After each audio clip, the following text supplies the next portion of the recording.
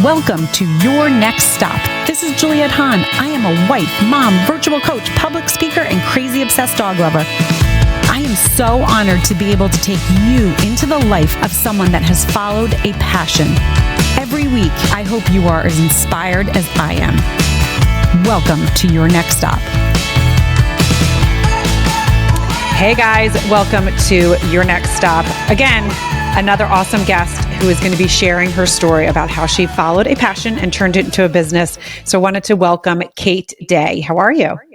I'm well. Thanks. How are you? I'm good. And I know we booked this back, I think in the beginning of the summer, didn't we? We did. Yeah. And then it just popped up and I was like, great, let's do it. Yes, yeah. I know. I'm excited because the other thing is, it's funny. I always tell my guest where my audience, where I found a guest. And a lot of times it's been, another audience member or another guest or someone else has put me in touch with someone that has had a great story, or it's been Clubhouse or it's been LinkedIn. And it was none of those, right? We actually reached out to you guys. I believe it was my admin reached out to you guys because it was like, this is a women-based company that's really doing some cool things, and you guys have a cool story.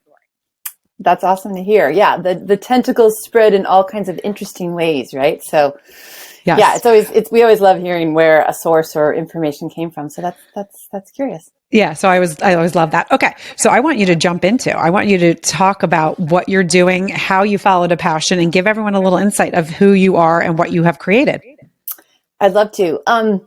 So I am one of the founders and owners of Dovetail Workwear, which is a relatively new, we're going into our fourth year, apparel company that's focused on workwear for women. And in the simplest sense, what we often say to people is we're making Carhartts for women, because everybody gets it when you say that. And then everybody usually also has that aha moment of like, oh, I totally get it.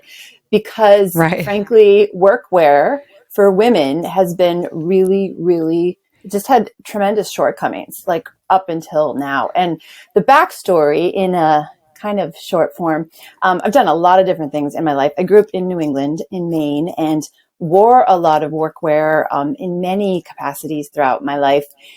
And twists and turns, wound up in Portland, Oregon, where we are now and where our company's based.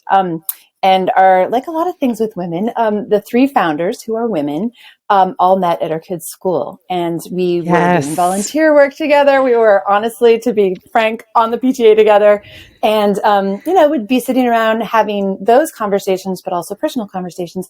And my founder, Kyle, who's female, she and I had a huge passion for gardening, and I had really discovered that, and it had grown a lot by being here in Portland, Oregon, because everything grows here, especially compared to New England, where things are much more delayed, much colder. So even though I had little kids and I was really busy doing lots of things in my yard, and Kyle had the same passion, and we met each other in a meeting and turned to each other and said, do you want to form a landscaping business? We'd both sort of like gotten beyond the boundaries of our own yards and we're spending way too much money on plants. And we were kind of like had this aha together. So we jumped into that and started our own company called Moxie and Moss Garden Design. And we loved it. Everything was great about that business. We still kind of pine about getting back to it. But the one thing that really was awful was our workwear. And when we first started out, we got our business license, and Kyle looked to me and she said, we really kind of need a uniform. Like we're going to be professionals. We're women. We want to show up with our best foot forward. What should we be wearing? And we did some, this was 7-8 years ago. And we were looking at stuff on the internet, and we were going into some stores. Kyle's tiny. She's super petite. And she more or less couldn't find her size and would wind up buying Levi's in the boys department. And I have worn a lot of different workwear, and it was really, there was nothing that spoke to us aesthetically, certainly didn't speak to us in terms of fit. And frankly, still to this day, much of the women's workwear in the market is a really, dumbed down version of the men's. It's a pink it and shrink it approach. The fit's awful. I've had many pairs that have had less pockets, less quality fabric, less durability, and so on. And so our third founder, Sara, DeLuca, we were working in her yard and redesigning her yard. And we were also overlapping a lot at our schools and so forth. And come to pass, she has a long background in apparel. And so Kyle and I looked at her and we said, we're so frustrated. Could you make 2 pairs of pants for us? Just kind of like on a whim. And she showed up, and me not understanding at that point how much of an expert and frankly a master she is in her industry. And so she brought these beautiful denim swatches that had this stretch and were gorgeous. And she introduced us to a tech designer. And she said, we're going to bring everything that you guys think. You're going to show us our pants that you like, the pants that you don't like. And we're going to kind of bring it all together. And, fast forward, we spent a year on it. And the Maven pant is our original slim pant. And that's what we made. And then when we finally got the samples for the three of us, and that was it, we were going to go back to our businesses and get on. We had these great pants. Then it was like every 5 minutes we stepped out the door and women would stop us and say, where did you get those? And have the same pain points and the same challenges. And so that's where the momentum began. And 4 years in, we're now full-fledged, not doing any of our other jobs, fully committed to this brand, Dovetail Workwear, that's all about women. Oh my God, I love it. Okay, so there's so many things that I love. I had just big smile. My cheeks actually hurt right now, because so many different things that you hit on that I want my listeners to listen to, right? Because they're out there going, I'm on the PTA. I talk to other people, but I just didn't have the balls to go forward and move forward and take that idea and put it into concept, right? Because a lot of us smart women, we talk about, right? Oh, I have this invention, I have this idea, but we just don't put the legs behind it for whatever reason. It's not meant to at that time. It's not, I truly believe this. And I talk about this on every podcast, that either God or universe, whatever you believe in, you have a path, and you're going to stumble upon that path if you really listen and kind of, and keep going forward, right? When you're on to something and you get that feeling of just like excitement, you could hear it in your voice, the passion in your voice, right?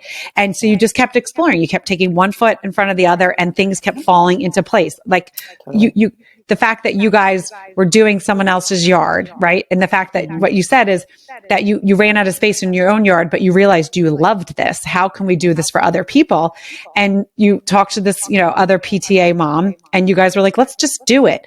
So, and then the fact that you were in your third founder's yard, and you're like, oh my God, I didn't know you had an apparel. That's, to me, right there, God, universe, whatever it is, being like, boom, I'm putting this in front of you, right? I'm putting this in front of you. Now it's your turn to do something. That's what is the key point, because it could have been put in front of you and you guys could have done nothing with it, right? But you took action, and that's what's so important. So I would love for you to bring my listeners in a little bit to that time when, like, I could see you guys actually in your garden, right? Like both of you with the pants and being like, I love this. And then going out. Who was it that was like, I think we need to make this, like, we're getting questions all the time about these pants. Who kind of was it? Or was it the three of you kind of just? Yeah.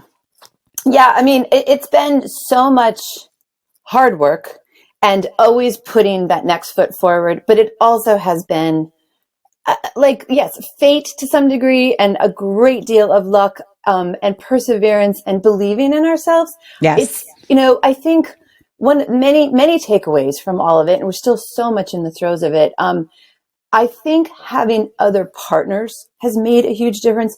We're all go-getters, as the vast majority of women are. And when you do have a problem, we're so good at solving it, right? But I think if you're alone in thinking about something, it has been very helpful for us to have each other. And through this whole very complex, crazy intense process, there's been many ups and downs, emotionally, family-wise, business-wise, all of it. And so to have other people that are in lockstep and, in a different place and able to support each other, so much constant collaboration. I mean, people have even said to us, people that have known us from the beginning, like, you guys are still together. It's amazing you haven't killed each other, and it's totally the opposite. Like, we've always been so supportive of each other. And so we've had we're all very different, but complementary. And I think a lot of it too is that there's been such a clear mission quality to the business. Like, yes, we're in a business and it's apparel, and it is so complicated and so complex and a huge learning curve. And we've made a lot of sacrifices. It's been quite challenging to be women in middle age and with all the full things in our lives in full throttle already, and then to commit to this very full business. But, I think the chance to sort of always support each other, and then have this idea of, we're really helping women. We're really doing something that was missing, that wasn't good enough, that, at its highest sense, it really is about providing dignity to women and in empowerment. And so I think having, really crystallizing what it is that why you want to do something and pursue a path, and what the motivation is. I think the fact that it's really beyond us and we're serving a calling, we're providing a service, that's made a huge difference and allowed it to get beyond personal and get beyond the business problems and get beyond the days when we're just kind of frantic with all of the balls that we're juggling. So I think really having great people, and that can be, both very low-hanging fruit like it was for us, or really intentionally pursuing people until you find someone who seems a partner and can be a thought partner. And then also I think having a really clear sense of why you're doing something and how does it contribute to yourself and your community and to the larger market. That's been so compelling. And the constant baseline for us is like, we're really trying to create a community and a spotlight. Like, we don't pay, for ambassadors. We don't pay models. Like, we're constantly only using real women, and more or less in its simplest sense, just putting a spotlight on the hundreds of thousands of women in America and beyond that are doing physical work. And physical work, we always say, we don't say what your work is. Like, a mom or a woman on her feet, even just walking her dog, is physical work, right? To women who, in kind of the most extreme sense, are going into the trades that are so historically dominated by men. They still really encounter a lot of bias and resistance. And so we're trying to say, hey, we totally see you. We're making clothing that is, number one, a tool that will help you work better, fit, be safe, be more productive. You have a place there. We have something for you that is, backing you up. And then, hey, there's also this, we're, showing images and pictures and speaking to women just like them that are in a struggle and working really hard. And both in that physical capacity and also like making, kind of trailblazers in doing things that our culture hasn't always thought is women's work. And they're like truck drivers and, women doing energy installation and plumbers. And I mean, tons of women in farming and agriculture now and ranch work. It just goes on and on and on. And so it's just like, we've just sort of turned a light on, and we're not the only ones, but it's like, hey, these women are here. We see you. We want to make something that's better for you. And we want you to know that there's a big community of women just like you that deserve to be here. And like, workwear is kind of the actual thing, but it's just a whole entry into empowerment. So that's been kind of the joy and amazing trip that it's been. Right. And still going. Which is so cool. And, another thing you said in the beginning is that the three of you kind of uplift each other, right? And I know in society, my daughter actually just came home and was saying what they're teaching her at Health was about, clicks. And I was like, okay, all right. I guess this is, they teach about this. And I said, so people were, what were people saying? And it was that girls, like, who has bigger cliques, boys or girls? And all the conversation came on, well, girls, because they can be mean and they leave people out. And I said, why do they teach you that right away? You have a group of girls. You guys don't leave each other out. I grew up, I had a group of girls. I didn't leave, like, my group friends, we didn't leave each other out. However, one of my sisters, her grade was very cliquey and they were really mean girls. But I always think that it is taught, like, why are we teaching girls that this is going to happen? Like, why don't you just support and say, hey, let's be, not everyone's going to be friends, right? And you don't want that, normal. Right? Yeah, totally. But you don't have to be unkind to someone. So if you're with the people that, are inspiring you the most and are making you the best that you are, then that's your group and that's great. But it doesn't, why do we have to put a term on it? Right. Where I was like, and my daughter kind of was like, yeah, I didn't even think about it. Like, when all of these boys were like, well, girls are mean to each other because then they all had older sisters. And I was like, her name is Penelope and I call her Pips. And I was like, Pips, see, that's the thing. That's the message that they've been giving to. You can change that message, right? You can you have girls that you can uplift. And guess what? So many of us can join together. And if we support each other and listen to each other, the things that we can do in this world and in society is what we need. And it's unstoppable and so important. And so, like, that is such a message that even as you get older, right, with women and adults, you'll find people like, oh, this person wasn't nice to me because of this. And I always am like, do you think maybe they didn't say hi because they had other things on their mind, Right. and it had nothing to do with you. And Right. usually the other woman's like, no, you think that way? And I'm like, I never think if someone doesn't say hi to me that it's because they don't like me.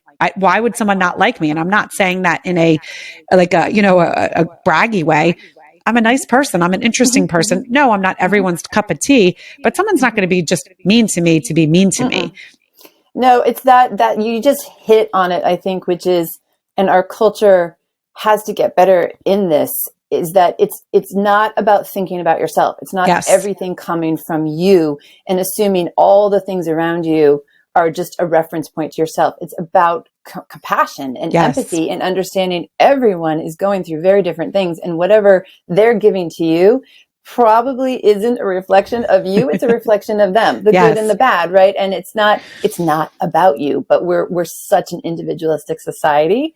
And yeah, I guess girls, especially young girls, can be that way, but it's horrible to hear that they're like leading with that, because the flip side is true. And I think more true, that girls really can be incredible supporters and, just the team, the squad that lift each other up. And I mean, women and girls are really emotionally attuned to each other and have that EQ. And so I'd rather have it taught as, you guys have these natural skills frequently. How can you make the best of it? If you see someone who's being left out, go help her, like get behind people. Like it's taking the negative side of it. And again, like continuing some of these like patterns, social caricatures, right? That, and like you're saying, like your daughter hadn't even thought of it. And then it sort of puts that in their head. Yeah, that's too bad. But we've had, we're in Portland, small city.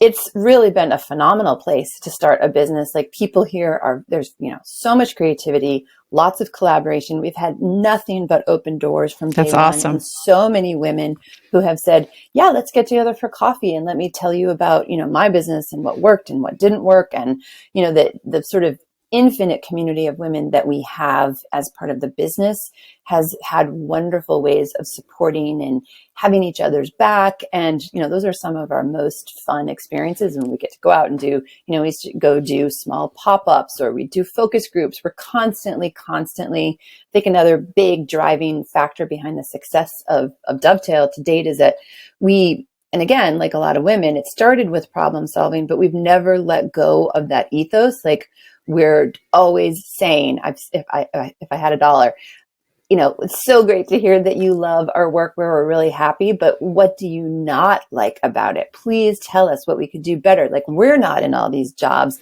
between the infinite variety in women's bodies, the huge range of physical work that they're doing, the different climates, different part of the country. Like, please tell us like how we can do it better. And so we're always problem solving and always going out and asking and collaborating. And it's just been really a beautiful part of it. And I think, you get what you give. And so I think people really have drawn to us and feel a true, authentic sense of interest, inquiry, wanting to be supportive, and, just giving women real tools that help them live their lives and do their work. And then from so many things flow, right? So we've had just, once in a while, there'll be something where, we have competitors or someone will do something where they won't, be sort of upfront. Like we've had some people who,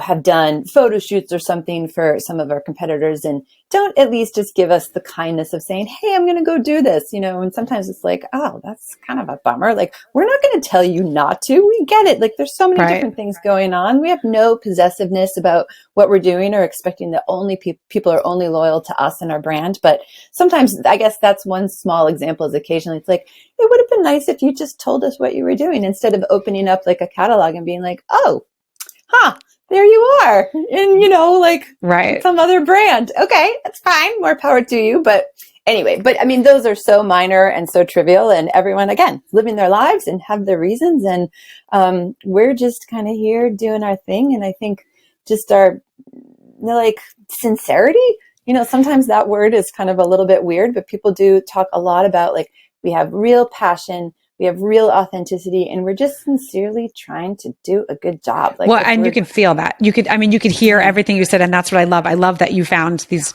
two other women and that you guys came together and then you built something, but you built it out of something that you needed. And then it just grew. Right. And then the vision just opened up. So I would love for you to share with us, like, what is your favorite thing about that, your original pant? Like, what, when you go put it on and you go to work, what is the thing that you're like, oh, I'm so glad that we did that? Oh my God, there's so many things. Like, there's still so many touch points from that, because it's funny. We're in a trade show this week, and it's in Portland, and it's with a whole bunch of women who are geologists. There's a huge, like, professional geology society that's here, and a lot of them have never heard of our stuff. They're from all over the country, and they keep coming up, and so they're having that first moment of realizing, wait, this is, I'm wearing this stuff in the field, and I'm wearing men's, or I'm wearing stuff that keeps, degrading when I'm out in, like, my site work. And so you see their eyes kind of open up and be like, this is meant for me. And then they're looking at it. But, like, so we keep having many kind of reoccurrences of what it is that gets people so excited. And so when we did that first, series of designs for our Maven Slim, the very first thing that we said was, our butts need to look good. Like, in traditional men's workwear, it is so not the case. And like I was saying, Kyle's super petite. She's a tiny little woman. She's adorable. And even her butt in some of that, we were like, how is it that her butt looks so bad and so square? And so we're like, number one, the butt's gotta look good, which is a bigger indication of, like, we say three things are built into all of our clothing, where bottoms are our focus because it's where the real, like, gap has been in the market. But we also do tops and jackets and just a beautiful array of head to toe. But it has to have amazing fit. It has to have amazing function, and it has to have incredible durability. But then I always say the fourth piece, the fourth unspoken pillar is style. And it's been wonderful to kind of, that first pant, it was like, we want to have it work as hard as it possibly can. If we're digging trees and loading up stuff in a nursery and getting dirty in the Portland, wet muck in December, and have it do all that. But then, like most moms and women, there were 18 other things in your day, and you had to go pick up your kids and have a meeting and maybe meet a friend for a beer and have a volunteer meeting or whatever it was. And we said, we want our workwear to look so good and be so right on us that it's not that we cared that it was dirty. We were really proud of having this business. We wanted to feel like we would wear it through the rest of the day into a more social setting. And we literally, before we had our workwear, we would do our work and make an hour in the day to be able to go home and change and then put on, another outfit. And we're like, the ultimate, like, goal would be that you wouldn't want to go home and change because you loved the way it looked on you. And so that's where we went. And so Sara had that beautiful denim, and it had stretch in it. And so it was really a pretty form-fitting. It was intentionally slim because in landscaping, any extra fabric, especially because we are in a really rainy part of the country, like, as soon as it got wet, as soon as it got muddy, it's dragging, it's catching on tools, it's ridiculous, it's pulling down on your butt. So we're like, we want high coverage in the back.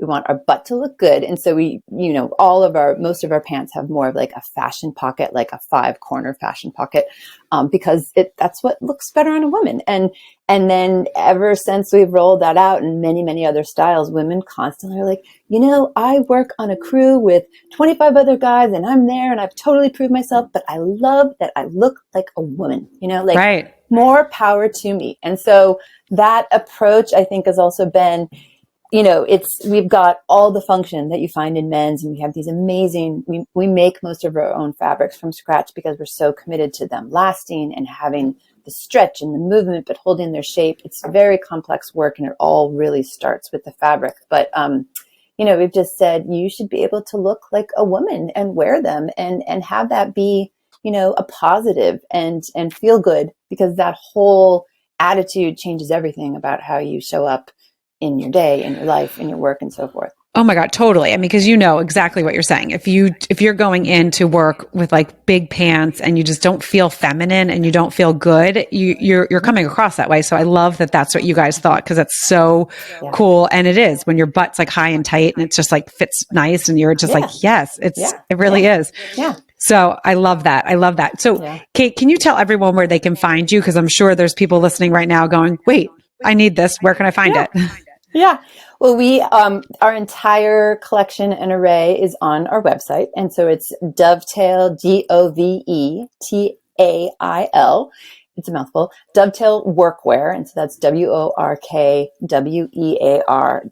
So dovetailworkwear.com, our entire collection, seasonal collection. And then we have year round, in and out, core items. And then we're in about 300 stores across the United States. So we have a store locator at the top of our homepage. So you can just put in a zip code and see where we're at. So you can go try things on. But like any online apparel company, especially because we're serving up pants, we have really generous exchange policy, return policy. Our customer service department is, they are just the masters. They're incredible. And so they're just really good at working with people and having you take a couple quick measurements and talk to them and figure out sizing. So, dovetailworkwear.com. And we have an amazing, we do a bi-weekly newsletter called Women at Work. And we just, again, like the material is all there. We just feature women who we encounter and are getting to know, that are in everything from, the one that I always loved so much was a woman who used to be a professional rock climber. And then she transitioned that into a job and she belays up to the huge solar windmills that are, increasingly across the country. And she's the technician that fixes them. And so it's this combination of this totally badass, like almost athlete, who's up there. And she's, again, like you need movement, you need function, you need a place for your tools.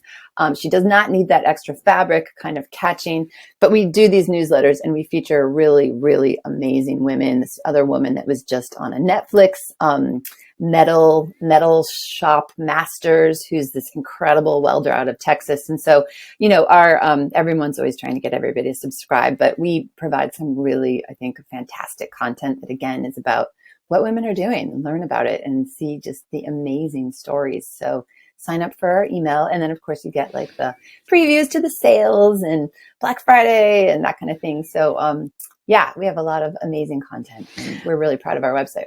Yeah, I love that. Okay, so I do have to ask, where did you guys get the name? That's also a good story.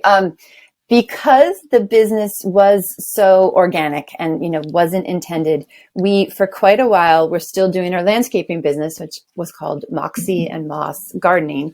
And we were just on the side making these little steps. And so for a long time, we just called it Moxie and Moss Workwear. And we were just sort of in that proof of concept stage. And then when we finally got serious and we stopped our landscaping business and Sara stopped her, other apparel consulting, and we're like, that, really was the name for the gardening business and not for workwear. And it's such a mouthful. So we hired a great, creative firm here in Portland and did a deep dive with them. And they came up with hundreds of names. And I will never forget, just pages and pages of all these names having to do with craft and work and all kinds of stuff. And we just didn't like anything on there. And we were kind of like, well, maybe we'll keep it, maybe it's good enough. And on there was Dovetail. And someone kind of came back to it. We were going over it all again. And I don't even remember who it was in our group. And someone said, Dovetail is a custom joint that is used by master carpenters. And it's, you often will see a table and it's a joint that kind of has this geometric shape to it. And it's a approach that uses no glue and no nails. Like you really have to be incredible at your craft to build a dovetail joint in carpentry. And so someone said, that word means perfect fit. And we were like, wait a minute. So, and it also connotes craft and mastery. And we have many, many women carpenters and work that you're doing with your hands. Dove certainly kind of has this, feminine illusion and peaceful illusion. And so we kind of sat with that and we were like, I think it could work.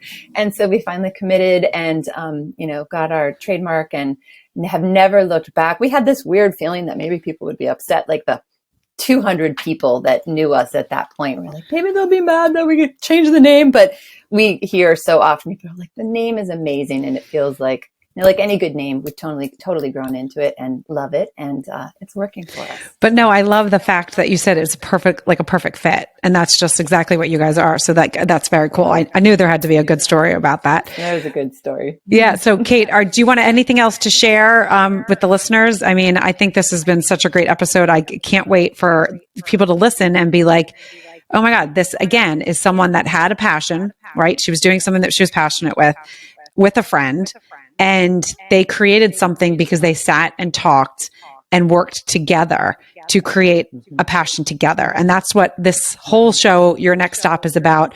It's about finding that and having the balls to do it, because it is scary, right? It's scary to be like, okay, I'm starting something new. It's really scary. But if you don't do it, you'll never know where your life is meant to go. Mm-hmm. Yeah, life is one big, long, interconnected path, and it has both failure and great success. And I think believing in yourself, I mean, it's said so much, but like believe and talk to a lot of people and communicate and test. Don't go so far out over a limb that you're going to, fall really far. Like take it in. I mean, that's what we did. We just kept taking it in baby steps, and we kept saying, okay, well, we'll do, we'll order 1,000 pairs and we'll put them up on a website, and we'll work like crazy to have pop-ups and see what happens after that. And if we can't sell them, then we'll know. Like we didn't, become so vulnerable or so overexposed.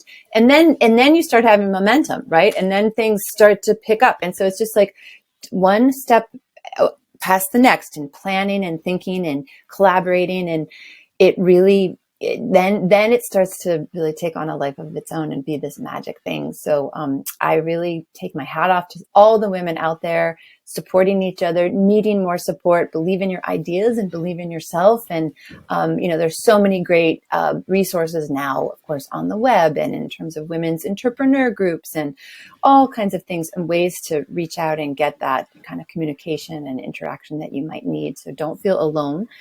Women have the skills and the gifts to be amazing business owners and bosses and colleagues, and we really have what it takes. And so I think more women and more women-owned businesses and organizations and nonprofits and everything in between, like we're good at this.